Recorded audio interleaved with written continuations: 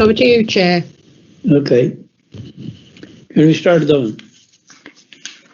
Can we start now then? Yes, Chair. Welcome to this meeting of General Purposes and Arbitration Committee. In accordance with the 2020 coronavirus regulations, this meeting is being held virtually to facilitate attendance and enable the consideration of the matter during the current COVID-19 situation. The meeting will therefore operate differently in that members of the committee will join in remotely and are still able to contribute and vote on any matter. I would ask all attendees tuning in to mute their microphones unless they have been invited to speak. If anyone wishes to speak, please use the hand up icon in the message bar or send a message using the message icon in the middle of the screen indicating you wish to speak. And I will invite you to turn on your microphone at the appropriate point. When you are finished speaking, please remember to turn your microphone off again, sorry, beg your pardon. Following questions and debate in order to make a decision on the item, I will ask each member of the committee whether they are for or against the proposal or if they wish to abstain. Please note that this meeting is being live streamed via Council's website and will also be available to view by members of the public and the press who are allowed by the law to film, audio, record, take photographs, blog or tweet at this meeting. Right, before we start the meeting, can we introduce ourselves? I will start myself. I'm Councillor Dalu. I'm the chair of the committee. Councillor San, introduce yourself, please. Hi, I'm Councillor Zahir Hussain. I'm the vice chair for this committee and councillor for the Soho and Victoria Ward. Thank you. Councillor Giles. Thank you, Chair. I'm Councillor Elizabeth Giles. I'm Councillor for Charlemont and Grovevale Ward and a member of the committee. Thank you. Councillor Pam Hughes. She was here before. Councillor Pam Hughes.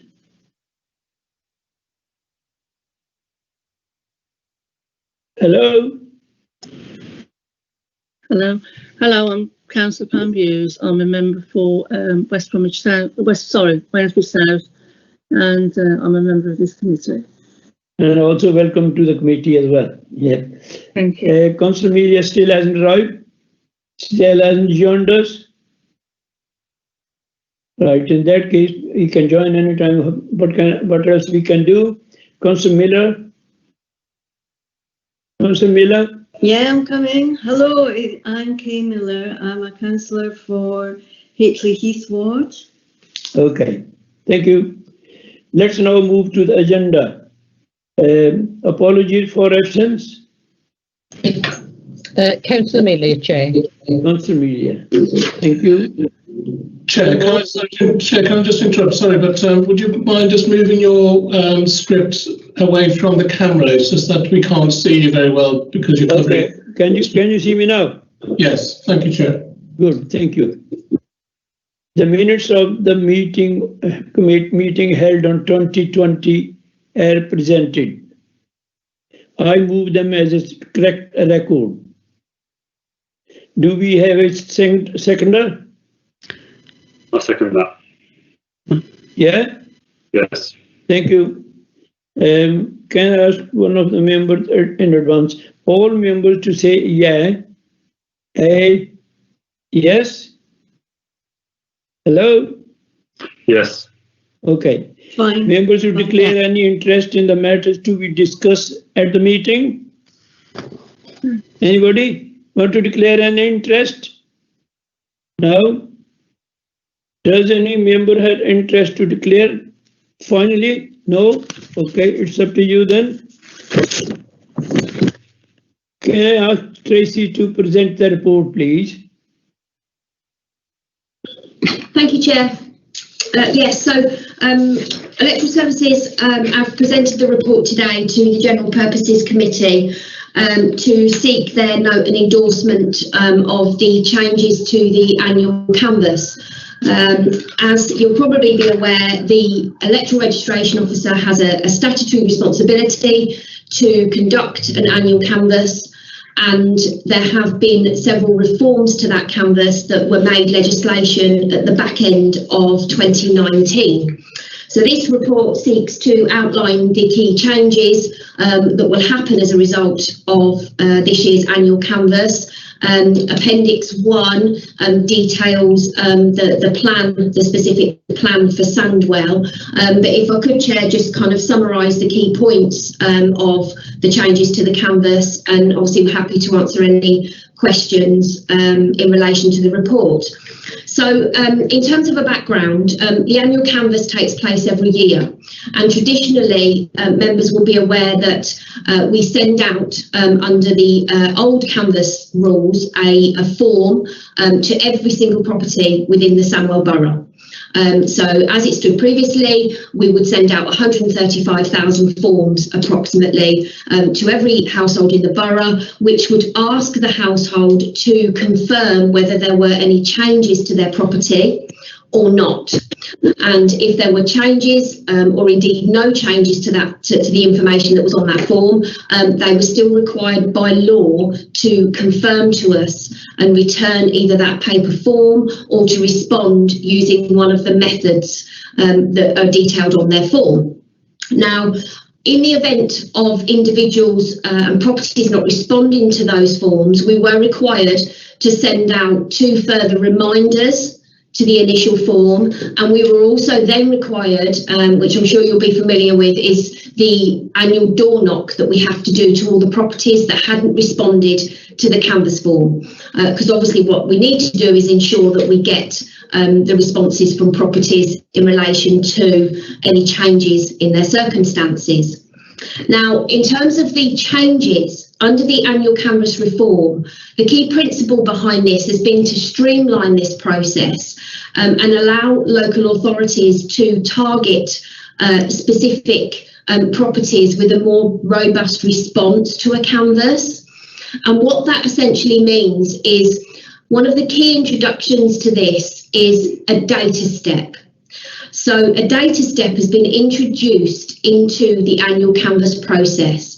And what that data step is our electoral register as it stands is sent to be matched against the Department of Work and Pensions database. Every single property, every individual within that property is sent as part of that data match. What happens as a result of that is that there are 2 categories of properties that we actually get a result for. So you will have the properties that have individuals in that property that have matched. So their information that's held on our electoral register has matched with the information that's held with DWP. So they then become a matched property. There are those properties with individuals in it that if everybody didn't match with that information, that property then becomes an unmatched property. Now, the significance in that is that actual matching process determines which route we take for those properties as part of the new canvass. So, as explained in the report, we have 3 categories of routes that will be taken as a result of this. So we will have Route 1 properties, and Route 1 properties will be our matched properties. So these properties will receive a notification from us that states your information has been matched. Unless there are any changes to your information, you do not need to respond to this form. Now, due to our matching process that has taken place, Sandwell has had a significantly robust matching process, and we've been able to secure an 88% match of our information. But what that actually means is we've got around 120,000 of our current properties that have matched via that Route 1 process.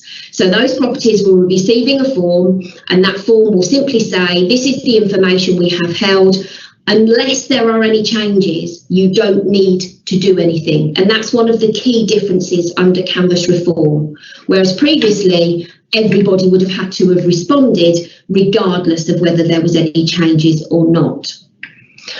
One of the other key differences is this form that actually identifies that they're a matched property. We will not have the requirement to include a prepaid envelope with that form. You're probably familiar with the fact that usually when the forms go out, they have prepaid envelopes attached to them. We're not required to send a prepaid envelope with the forms for Route 1 because they're not actually required to give us a response unless that there are any changes. And any changes that do need to be made, there's obviously clear details on the front of the form that gives people the pathways of which that they can update their information. So in summary, for Route 1, we've got around 120,000 properties that are going to receive that form and that they're not going to need to take any action unless they need to notify us of a change, which obviously streamlines the process for the elector and also makes it far less paper-based and resource-intensive from in terms of our administration of the canvas. If we then looked at the Route 2 properties, and to give you an idea of numbers in the first instance, we have around 14,000 properties. Due to our very good match rate that we've had, we've got around 14,000 properties that did not match. So within that property, there's been information about individuals that has not matched with the Department of Work and Pensions. And on that basis, we have to then carry out a more robust canvas process to ensure that we can update that information. So Route 2 properties will be receiving what you would see as being a normal style canvas form, whereby Route 2 properties have to respond to that form, even if there are no changes to be made. So previously, you have a whole section, you have the whole of the borough that has to respond regardless. We now have a smaller section of properties that have to respond whether there are changes or no changes. They receive the form, they are also included a prepaid envelope in that form as well, because we obviously have to legally have a response to that form, so we need to give them every mechanism that to assist them to respond. And if we don't receive a response to those 14,000 properties, we carry out our usual pathway of sending reminders to those properties and then ultimately conducting a personal canvas. One of the other key changes within canvas reform is that we can now use the opportunity to telephone canvas individuals, which sits rather nicely in terms of our kind of national COVID situation that we're facing, because door knocking could become and seem to be quite a challenge for us to deliver, and we will be getting further guidance on that from Cabinet Office as the months go on. But telephone canvassing allows us to contact individuals that we have phone numbers for and actually carry out that personal canvass on that basis. So that helps us because that gives us more of an opportunity to contact electors and try and obtain their information and make sure that everything is up to date. The fact that we've only have around 14,000 properties that have fell into this cohort of people is really an advantage for us, because it allows us to profile those properties in a more detailed way. So we can actually drill down and look at the specifics of the properties in terms of ethnic minorities, the demographics of the properties, and what that allows us to do is develop a more targeted approach, because we can identify areas whereby we perhaps need to offer more support to enable people to respond to those forms. So that is a real advantage to canvas reform. There are Route 3 properties that are classified as houses of multiple occupancy, and care homes. So we have around 86 care homes in Sandwell. So what will happen with these, and this is still in line with the method that we use to canvass these properties, is that we would have made contact with those care home managers and obtained information from the care home managers to get as up-to-date information as possible. What it does do is, and the key things that kind of lie behind canvass reform, is it does make it less paper-based, it does make it less resource-intensive from a local authority perspective, and it also significantly reduces the cost of delivering the annual canvass. One of the key areas that actually increase cost is printing and postage.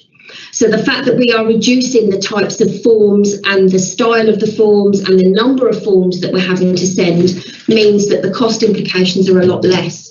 And obviously analysis will be done on the delivery of this canvass against last year's canvass, so we can show some comparable costings to see where the differences have been. Canvass reform also allows you to make the most of digital electronic communications with people. So where possible, we can encourage people by the use of email, potentially by the use of text messages, to urge people to respond to their forms and encourage them to engage with us to make sure that we've got the most up-to-date information as possible. It's been widely seen that the introductions to canvass reform will assist local authorities, it will benefit the elector, and it will the key thing is that it will enable a more structured, targeted approach for specific areas where we have to match and get the most up-to-date information for individuals. So this year's canvass would effectively start on the 1st of July. Appendix 1 details the timeframes that we're looking at in terms of issuing our paperwork to electors, and what we will do is ensure that alongside that, a key principle of this is that we have a communications plan that's very simple and targeted to allow residents to understand what they need to do or what they don't need to do. Because obviously, under normal circumstances, everybody is pretty much familiar with knowing that they have to respond in any case. So we're working with the communications team to develop some videos and some key messages that can be given to the residents to kind of highlight whether they would need to respond or not. So in terms of the implementation of the canvass reform, this report's obviously being brought here to allow members to endorse the implementation of this, and that will be due to be taken place and with effect from the 1st of July. Happy to take any questions. Yeah, Tracy, Yes. if you said there will be no change, Yes. then they have to respond it back. If there are no changes to properties within that Route 1, they don't have to respond. Right. How do they know they are on the register? Because they will be detailed on the communication that's sent to them. Okay. So people, But put a multiple occupation, because there are different communities living over there, and as you said, it's up to the individual person to respond, or the officer who is in charge. And if the officers couldn't get the full information or correct information, what we have to do the home visit then. That's correct. That's correct. So where we couldn't get that information, we would then seek to conduct the personal canvass element to obtain the information. But everybody that gets their communication in Route 1, there will be electors listed on that form for every communication, because people that are in Route 1 are matched electors. So there would be no empty properties within that cohort of people because they've all matched against the database.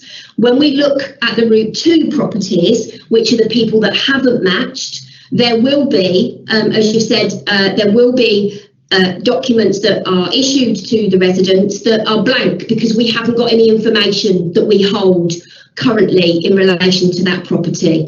So again, because we're dealing with a smaller number, it allows us to give a more robust response and a better strategy of dealing with those properties. Does that answer your question, Chair? Well, those people who hasn't got their first language English, the door knockers, or there is anybody in the office to respond? Yes. If there are translation requirements, we have all of our forms available in other language formats, and we have specific canvassers that can assist with language barriers. Yes. Good. Do you think the new changes will increase the cost much or reasonable the same, because those people who haven't got any changes to make, and you don't need to remind them that will be cost less. Yes. Do you think the overall cost will be increased, or the overall cost of the canvas will decrease significantly? And if we look at just the initial budgeting that's been looked at for delivering this year's canvas, this is just an approximate, but looking at the numbers at the minute, you're looking at, potential savings of around £35,000 in relation to what we would normally deliver, which is a significant saving. But the key thing is that because we've got a whole 3/4 of our register has matched, which actually demonstrates how accurate and complete our register actually is, which is a brilliant thing for Sandwell. But what it does do is allow us to then concentrate our efforts on the smaller number of properties that clearly we have got to ensure that we are targeting those and getting the most up-to-date information. So it allows our resources to be used more effectively, Chair, which is the key part of canvas reform. the care homes, the people might be leaving or more people coming in? Yes. And how you will make sure that you got everything on the register? Yeah, so as part of this process, we have to have something that's called a key responsible officer that's designated to each care home. So what we've got in our database at the moment is a name and a contact number for every single key responsible officer for all of our care homes. What we will have is a continual relationship with those officers to ensure that on a regular basis, and this is just not within Canvas, this falls outside of our Canvas process as well, that we have that regular contact and be able to get as up-to-date information as to whether people are obviously leaving care homes or whether they're actually whether they're entering them. So again, because they're a targeted group of people, that allows us to give our response more effectively to those as well. Thank you. Anybody else? Any question, please? Councillor Pam Hughes has had her hand up for a while, Chair. Sorry? Councillor Hughes had a question. She's had her hand up for a while, and then Councillor Hussain. Okay. Yes? Okay. Carry on. Right, thank you. Yeah. Tracy, I know from the report that your quality impact assessment is not required. However, we have a large BME population in Sandwell, and what are we going to do to ensure that the BME population is not disenfranchised? Thank you. Thank you, Chair. Yeah. Would you answer that question, Tracy, please? Yeah. Yes, absolutely. So, thank you, Councillor Hughes. We have, as part this report that's been produced today is around the changes to the Canvas reform. What we have as part of our Canvas plan, separate to this, is our engagement and participation strategy. Now, the first part of that strategy is to profile our properties that we need to see the makeup. And as you've mentioned, in terms of our diverse community in Sandwell, we have a makeup of various different ethnic communities. Now, previously, under our Canvas, we've had a very robust engagement plan whereby we have been able to target individuals. We've also made use of community groups. and we've also looked at various social media channels, including different types of radio, to get messages across to the different communities. Sadly, a lot of our work was based on outreach methods, which involved people being part of communities. And obviously the COVID situation does present us with a challenge on that basis. But from my perspective, because I know we can absolutely target and identify the areas where we have got the most ethnic minorities within specific wards, it gives us a start to be able to look at alternative methods of trying to make contact with them, with not being able to use our usual methods. Thank you. Are you all right, Councillor Hughes? Yeah. Anybody else want to ask any question, please? Yes, Chair, I'd like to ask a question, please. Go on. So Tracy, so you mentioned about HMOs and care homes. So is it Yes. HMOs in general across the board? Is it just care homes? And also, how would you be capturing the data of people that are living in temporary accommodation and quite transient? How do you see the data of these people being captured? Well, in terms of people that are moving quite regularly, obviously their residency is called into question on that basis, and there are a whole section of people that could be registered under special provisions if they haven't got a specific permanent base. A property is sent to a form is sent to every property that doesn't have matched electors. Now, if you've got a situation where you've got quite a transient population and people are moving very regularly, those people would be picked up as part of our data check. But to also give you some assurance, what we do in terms of our data matching, it isn't just a national data matching exercise. We also use a variety of data that's made available to us under regulations under the 83 Act to allow EROs to use that data to basically data mine and data analyse and compare the information that is held against other council data sets. And those data sets are very rich and they're very detailed, and they provide an excellent source of data matching opportunities for us. So, for example, council tax data can be used, adult social care data can be used. So you can actually find yourself in a position where you can identify individuals that fall into certain categories and potentially identify people through a data route that would normally be missed. And that's a key part of this canvas. And we introduced for last year's canvas some data matching, which significantly increased our response rates to the canvas and enabled us to capture, in essence, around 12,000 people that we wouldn't normally have done, which was an excellent result. So again, with canvas reform, the emphasis on utilising every piece of information that's available to us within the council is a critical part of this. And again, that's why we've got such a good match rate, because we've been able to utilise those data sets. Houses of multiple occupation, we can use a variety of data sets to compare information on individuals that are living there. That can be housing, that can be council tax, that can be adult social care data. So we can identify individuals and those properties, and I think Chair alluded to this, is where it is difficult to identify. That's where obviously we are required to conduct a personal canvass to those properties to ensure that we've got the most up-to-date information. Are you okay? Your question? Yeah? Yes, thank you. Okay. What about, can you contact Job Centre Plus as well to find the information or not? We wouldn't be able to contact Job Centre Plus directly, Chair, but the information that we use as part of our national database is all part of the Department of Work and Pensions. That's the data set that's actually used in terms of the matching process. Okay, thank you. Anybody else any question, please? Chair, Councillor Miller's got a question. Councillor Miller, go ahead, please. Hi. Hi. Everybody's asked the questions I had listed up, but they're in relation to language, in relation to HMOs. But nobody's kind of raised the fact that not everyone's on email. But I guess this is why you're doing all the steps and all the phases and stuff, that you'll catch people that are not on email. Yeah. Yes, thank you for that, Councillor Miller.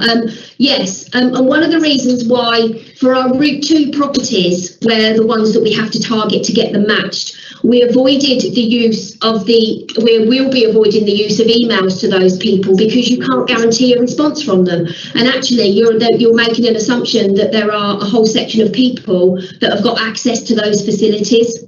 So for our Route 2 properties, they will all receive, in the first instance, the traditional paper-based form with a prepaid envelope, which gives them the biggest, enables them to respond in the easiest way for them. Because I agree with you, obviously, from an email perspective, you're defining a group of people, and actually not everybody has that opportunity to respond that way. Absolutely, that's good. The Okay, other Councillor Miller? thing is, can I just ask another question, please? In the kind of current system, people can be fined, I read on the brief that we were given. Will that £1,000 from memory? Yeah.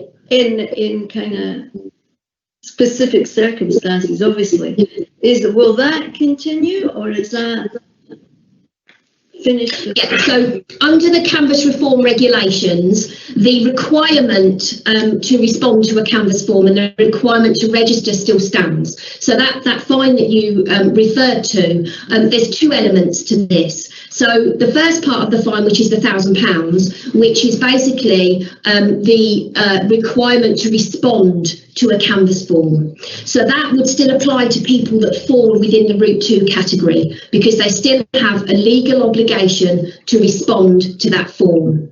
Now, nationally, there are very few authorities that actually take individuals down that route of fining them for the non-response of a Canvas form. And we did some work last year on looking at this through one of the other committees, because in terms of issuing that type of fine, it would be a very lengthy and costly process to the local authority. Any monies that are redeemed as a result of those fines actually go back to central government. So that's why there are a lot of local authorities that don't actually impose those fines for those reasons. But they are there, and there is a legal requirement for somebody to respond to a form. When somebody's responded to their Canvas form and they've told us about a change, we are then legally obliged to send them, as part of that process, the invitation to register.